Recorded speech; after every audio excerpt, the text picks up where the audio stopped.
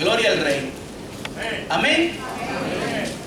Dice la santa palabra del Señor: me hizo volver luego a la entrada de la casa, y he aquí aguas que salían de debajo del umbral de la casa hacia el oriente, porque la fachada de la casa estaba al oriente, y las aguas descendían de debajo hacia el lado derecho de la casa, al sur del altar.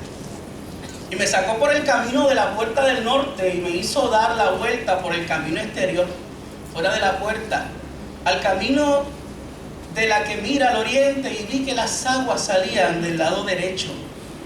Y salió el varón hacia el oriente, llevando un cordel en su mano, y midió 1000 codos, y me hizo pasar por las aguas hasta los tobillos. Midió otros 1000 y me hizo pasar por las aguas hasta las rodillas. Midió luego otros 1000 y me hizo pasar por las aguas hasta los lomos. Midió otros 1000 y era ya un río que yo no podía pasar, porque las aguas habían crecido de manera que el río no se podía pasar sino a nado. Me dijo: ¿has visto, hijo de hombre? Después me llevó y me hizo volver por la ribera del río. Y volviendo yo vi que en la ribera del río había muchísimos árboles, a uno y a otro lado. Y me dijo: estas aguas salen a la región del oriente y descienden al Arabá y entrarán en el mar, y entradas en el mar recibirán sanidad las aguas. Y toda alma viviente que nadare por donde quiera que entrare en estos dos ríos vivirá. Y habrá muchísimos peces por haber entrado allá estas aguas, y recibirán sanidad, y vivirá todo lo que entrare en este río. Y junto a él estarán los pescadores, y desde Engadi hasta en Eglaim será su tendedero de redes, y por sus especies serán los peces tan numerosos como los peces del mar grande. Sus pantanos y sus lagunas no se sanearán, quedarán para salinas. Y junto al río en la ribera, a uno y al otro lado, crecerá toda clase de árboles frutales. Sus hojas nunca caerán, ni faltará su fruto. A su tiempo madurará, porque sus aguas salen del santuario, y su fruto será para comer, y su hoja para medicina. Hermosa la palabra de Dios. Se puede sentar, amado hermano, en esta preciosa mañana.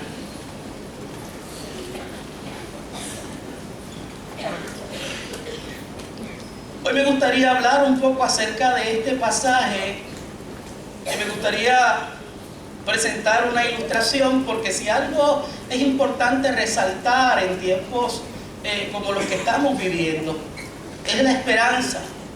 La Biblia dice que nuestra esperanza no avergüenza, porque el amor de Dios ha sido derramado en nuestros corazones. Y hay mucha desesperanza en nuestro país. Hay mucha desesperanza en la gente. La gente no ve alternativas. La gente se está echando a morir. La gente sencillamente está viviendo un profundo dolor. Pero si hay algo importante en el mensaje nuestro de Navidad, es la esperanza.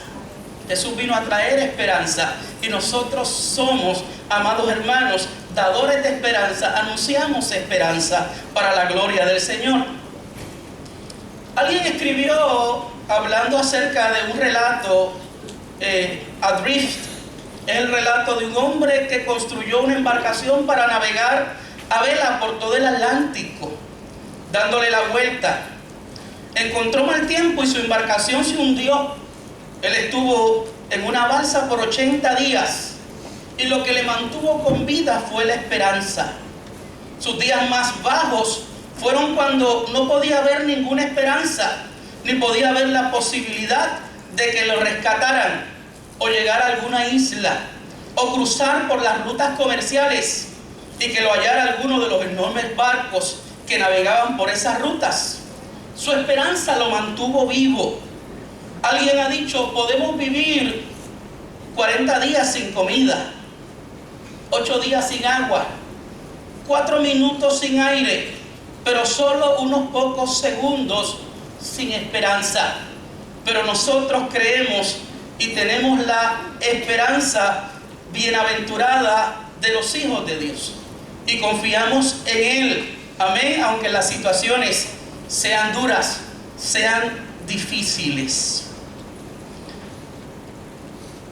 El libro del profeta Ezequiel, podríamos decir que es uno de los documentos antiguo testamentarios menos leídos. De hecho, se dice de este libro que tiene 48 capítulos, que si alguno conoce, la mayoría de los cristianos, es el relato del capítulo 37, el relato de los huesos secos. Para muchos es un documento oscuro, un documento difícil. De hecho, un teólogo dice de Ezequiel que psiquiatras y psicoanalistas lo consideran una personalidad enfermiza, digna de estudio. Dicen, era un esquizofrénico. Cuando los médicos dejaron en paz a Ezequiel, los adictos a los platillos voladores empezaron a considerarlo como uno de los pocos seres privilegiados que tuvieron un contacto, ¿verdad?, con extraterrestres. Pero como decía este libro, que sus oráculos, sus profecías, sus imágenes y sus visiones parecen ser un poco difícil de entender. Parece ser que a este profeta se le revelaron cosas extrañas o fuera de sí.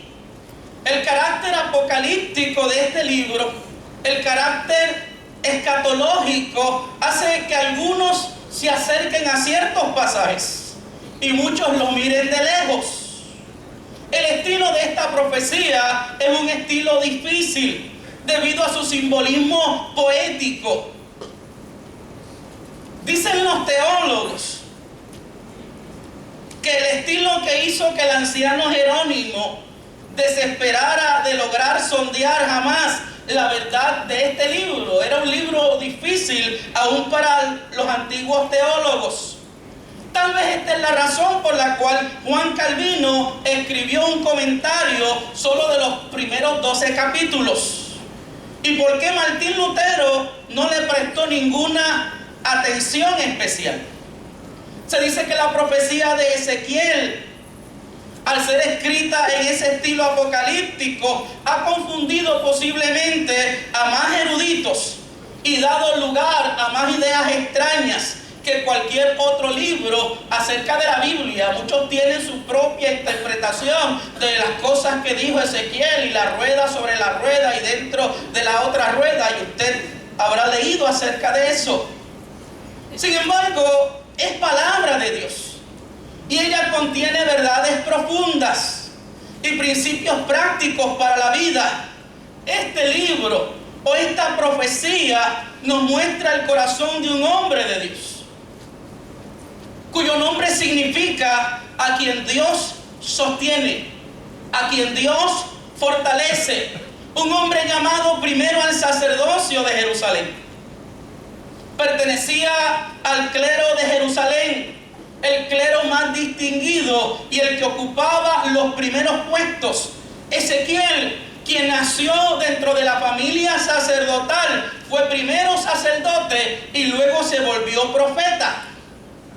Y esto lo posiciona como un hombre de gran sensibilidad espiritual, siendo intercesor y a la vez vocero de Dios. Y claro, la función sacerdotal tal vez era más fácil, tal vez era más práctica en términos de digerirla, de llevarla a cabo, mientras la función profética, era sumamente difícil. Usted y yo, de la misma forma, podríamos decir que tenemos función profética y también llamado sacerdotal. Nos corresponde interceder por nuestro Puerto Rico, y también tenemos la palabra profética para denunciar, para anunciar, el deseo de Dios sobre la tierra. Y a veces es triste y lamentable que dentro de la cosmovisión de la gente que no conoce a Dios pueda ver a la iglesia desde un punto de vista sacerdotal y todos quieran que la iglesia interceda por las problemáticas o la iglesia se envuelva, en la oración por las situaciones que vive nuestro país, pero al momento que a la iglesia le corresponde denunciar los males y aquello que esté en contra de la voluntad de Dios, la gente quiere cortar el ministerio de la iglesia o sencillamente trabajar con ciertas áreas pero con otras no. Con un llamado profético para ser ejercido desde el cautiverio, profetizó durante 22 años. Fue llevado cautivo por Nabucodonosor junto a 10,000 hombres, los más prominentes de la nación. Y en este capítulo 47, un capítulo que siempre me ha gustado y he tenido el deseo de hablar acerca de él. Un capítulo que es símbolo de la bendición que hay en la presencia de Dios. Un capítulo que habla de la esperanza a un pueblo que está sumido en el dolor, en la desesperanza, en la tragedia vivida de haber sido arrancado de su país y de su tierra. Este capítulo 47 está entre los capítulos que algunos eruditos postulan tiene ciertas añadiduras o elaboración que alguna escuela puso luego en el documento bíblico. La mayoría llega a la conclusión de que el núcleo de este pasaje ciertamente es de Ezequiel. Pero a mí me parece irrelevante si lo escribió Ezequiel o lo escribió una escuela. Para mí lo importante es que está dentro del canon bíblico, dentro de la literatura inspirada por Dios, y tuvo palabra para los destinatarios de su época y tiene palabra también para mí. Es parte de esos capítulos del 40 al 48 que tienen que ver con el templo. Y el templo era el lugar de mayor relevancia para Israel. Era el lugar de la presencia de Dios. Aquella casa gloriosa que Dios prometió a Salomón y le permitió construir. Y que le había prometido estar allí si ellos obedecían sus mandamientos. Todos recordamos aquel día extraordinario donde, allí la presencia de Dios visitó aquel lugar. Salomón hace una oración extraordinaria y allí la presencia de Dios se dejó sentir. Pero esta institución había desaparecido. La estructura ya no estaba. Y Dios le muestra a Ezequiel un nuevo templo y prometió habitar en él. Y no necesariamente, dicen los teólogos, estaba hablando de un templo terrenal. En esta porción, Ezequiel tiene una visión en la cual mana del templo un manantial, un río, aguas que salen del altar, que le inundan la tierra hasta llegar al mar. Y es la presencia de Dios con sus efectos vivificantes. Este pasaje que algunos dicen empalma o se une o se relaciona con el mensaje del valle de los huesos secos, porque allí, Ezequiel ve aquel valle muerto, de pudredumbre, de huesos, donde no hay vida, y allí el viento produce vida. Aquí el agua, que es símbolo del Espíritu Santo, produce también vida. Dios que trae vida y el agua de Dios que vivifica. Agua como en el paraíso que presenta el capítulo de Génesis, capítulo 2, del 10 al 14, donde habla de los grandes ríos, Pisón, Gihón, Gedecai y el gran río Éufrates. Agua en la ciudad santa, como presenta Isaías 30:25, donde habla de la promesa de restauración. Dice, y sobre todo monte alto y sobre todo collado elevado habrá ríos y corrientes de agua. Como también habló Jeremías, Cuando está la crítica, oiga, y está el corazón de Dios hablando a través del profeta en el capítulo 2, el verso 13, porque dos males ha hecho mi pueblo, me dejaron a mí fuentes de agua viva y cavaron para sí cisternas rotas que no retienen agua. El verso 13 del capítulo 17, oh Jehová, esperanza de Israel, todos los que te dejan serán avergonzados y los que se apartan de mí serán escritos en el polvo, porque dejaron a Jehová manantial de aguas vivas.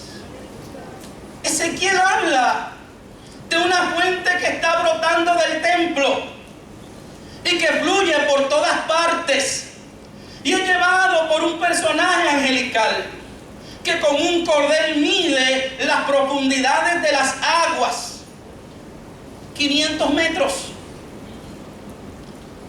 y hace unas medidas de 500 metros una vez y varias veces.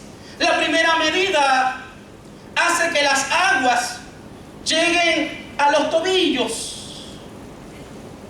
Y esta parte a mí me parece interesante, porque mucha gente relaciona o ve dentro de esta parte de este escrito lo que es la vida espiritual de los creyentes, o lo que es la vida de devoción de cada cristiano, o lo que es la vida espiritual de cada persona que dice creer o dice servir a Dios.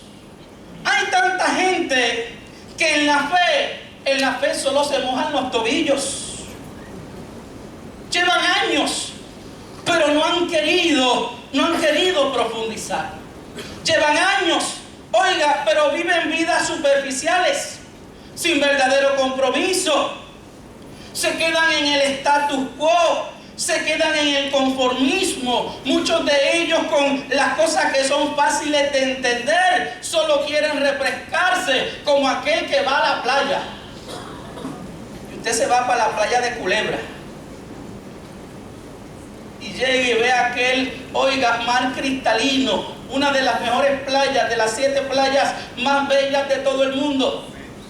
Y usted llega allí, se quita los tenis y solo se moja, oiga, los pies. Y solo se moja los dedos. Y solo se refresca por un poquito. Y ciertamente algunos, cuando hacen una aplicación de este pasaje, dice, esta es la gente que no quiere comprometerse, que no quiere profundizar. Piensan que estar más profundo es volverse fanático. Por eso voy un ratito el domingo, pero en la semana me vuelvo fanático. Por eso estoy un ratito en el culto, si acaso a mitad del culto, porque me vuelvo fanático. Y son la gente que siempre están en la misma situación, que no ven progresos en su vida, que no ven, oiga, cambios en su vida, que no pueden ver cambios tampoco en la problemática que tienen, porque están utilizando los mismos métodos, las mismas herramientas, las mismas cosas, y para que en la vida hayan cambios positivos hay que hacer cosas distintas. Y si algo es importante de la vida de fe, es que la vida de fe no es una experiencia monótona, es una experiencia, amados hermanos, de aventura, donde Dios tiene cosas interesantes e importantes para ti e importantes para mí. 500 metros más, hasta las rodillas. Y hasta las rodillas, estos son los creyentes que se conforman con asistir a la iglesia cada semana y disfrutan de la experiencia de la salvación. Se mojan, pero no se empapan. Se mojan, pero no se zambullen. Se mojan y están contentos porque Dios los salvó, gloria a Dios. Y estamos alegres porque Dios nos rescató, gloria a Dios, pero nos quedamos en el gozo de la salvación. Y no, oiga, Dios nos salvó no solo para que disfrutáramos de la experiencia salvífica. Dios nos salvó porque es un Dios de propósito y planes extraordinarios con tu vida y con la mía. Dios te salvó porque quiere hacer algo extraordinario, grande, poderoso con la vida tuya y de tu familia. Pero pasan los años y pasa el tiempo y nos quedamos en esa experiencia del gozo, tal vez del gozo litúrgico, del gozo cultico, del amén, del gloria a Dios. Pero en términos del servicio cristiano nos quedamos ahí porque pensamos que el culto y el servicio a Dios son lo mismo. El culto es la celebración de su presencia. El culto es la celebración, oiga, de la obra que Él ha hecho en su vida y ha hecho en la mía, pero algo más quiere Dios. Y 500 metros más y llegamos a los lomos. Se quieren mojar, pero no se meten más. Más adentro por temor. No saben nadar. Y cuando pensaba en esto de no saber nadar, pensaba en mí. Yo creo que una de mis frustraciones es no saber nadar. Y oiga, voy con mis hijas a la playa en algún momento. Y mis hijas, yo no sé si nacieron con aletas, pero ya no cogieron clases de nadar y nadan muy bien. Pero su papá, ellas la ven cuando yo intento nadar. Porque no es que no lo haya intentado, intento nadar, pero siempre quiero tocar el fondo cuando empiezo a nadar. Y usted ve, oiga, que yo me zambullo en el agua y estoy ahí y parece que, oiga, llegué de una esquina a otra. Y las nenas me miran y me dicen, oiga, y yo estoy ahí dando brazadas y moviendo los pies con patillas, y cuando salgo del agua, estoy en el mismo sitio patinando. Estoy asfixiado, sé que hice ejercicio, pero no hay ningún avance. No he podido avanzar. Tienen temor de comprometerse. Y están pendientes a la seguridad del piso, como yo, tratando de tocar el piso. Tienen temor a la vida de fe, que te dice suéltate y mírame a mí. Tienen miedo, oiga, a la voz que le dice, da un paso adelante, vive esta aventura de fe. Aquel que dice, confía en mí, cree en mí. Es aquel que dice, yo acudo a tu llamado, pero garantízame esto, déjame cuadrar esto otro, déjame poner todas las cosas en orden, déjame hacer los cálculos matemáticos, a ver si ciertamente me conviene o no me conviene. Hace un tiempo atrás hablaba con una persona que me decía, yo sé que Dios me ha llamado, yo sé que Dios tiene un plan conmigo, pero yo tengo que trabajar con unas situaciones y tengo que cuadrar unas cosas para entonces decirle que sí al Señor.